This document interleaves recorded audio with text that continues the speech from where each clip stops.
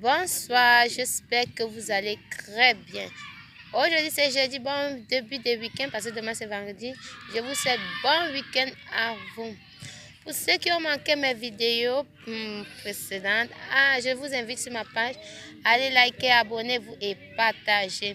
Aujourd'hui, je vais vous parler des différents types de logements aux Émirats Arabes Unis. Et j'ai classé ces types de logements en 5 catégories, je crois 5 ou 4. Dans la première catégorie des logements ici, quand vous arrivez et vous n'avez pas encore d'emploi, vous cherchez de l'emploi où vous allez dormir en attendant de trouver un emploi, de poser la tête et tout. C'est des best places. C'est ça qui est un peu de la... Ici, là, qu'on peut dire, c'est ça qui est un peu connu.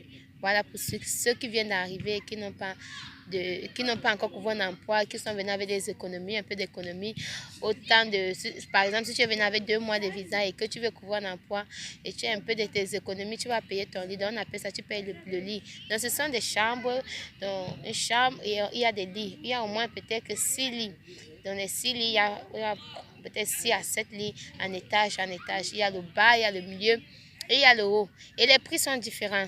Donc, le prix du bas, le prix du milieu et le prix du haut sont différents.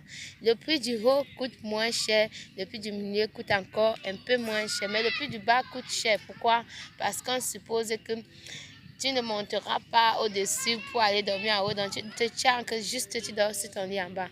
Et le deuxième catégorie, ce sont les partitions. Donc, des chambres où on a reparti avec, on prend une chambre et on repartit avec de la planche et on ferme. D'abord, ils appellent partition close, les partitions qu'on ferme. Et là-bas encore, les prix sont différents. Et je vous rappelle que les types de logements ici aux Émirats Unis, ça dépend d'endroit. Si tu vis à Dubaï, ça dépend aussi du quartier, ça va coûter cher. Si tu vis à Sharjah, c'est encore moins cher. À Ashman, à Léen, à Abu Dhabi. Donc, ça dépend de l'endroit d'où tu vis. Et c'est bien de trouver la maison ou à quelque part où tu travailles pour éviter d'aller en retard, pour éviter aussi les embouteillages. Voilà. Tu ne peux pas travailler à Dubaï et que tu n'as pas de voiture, tu viens vivre à Sharjah. C'est impossible. Le fait de prendre le bus, d'aller, non seulement ça va te coûter cher et tu seras toujours en retard au travail. Dans le troisième type de logement, ce sont des chambres. Dans les chambres, on te dit juste une chambre sans cuisine, sans douche, donc, et tu partages. Donc, il y a une cuisine, il y a des chambres, mais la cuisine est commune et la douche aussi est commune. Il y a aussi des chambres qui se trouvent avec des douches à l'intérieur. Tu prends une chambre avec une douche pour toi personnelle et tu partages la cuisine. La prochaine vidéo, je continue le reste des types de logements.